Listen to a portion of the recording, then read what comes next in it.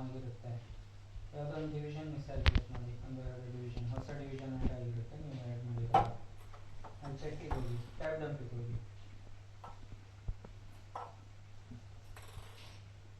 ಇಲ್ಲಿ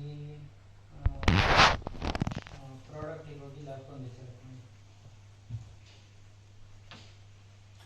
ಈಗ division check ಅಂತ ಹೇಳಿ ಬಂದಿದೆ, ಡಿವಿಷನ್ ಚೆಕ್ ಪ್ರೊಟೋಕಾಲ್ ಅದೇನು ಹೋಗಿದ್ದೀರಾ? ಒಂದು ನಿಮಿಷ,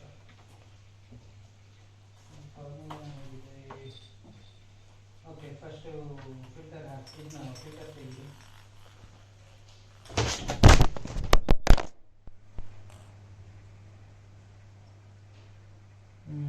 ಅಲ್ಲೊಂದು ಎಕ್ಸ್ ಲುಕಪ್ ಹಾಕಿ.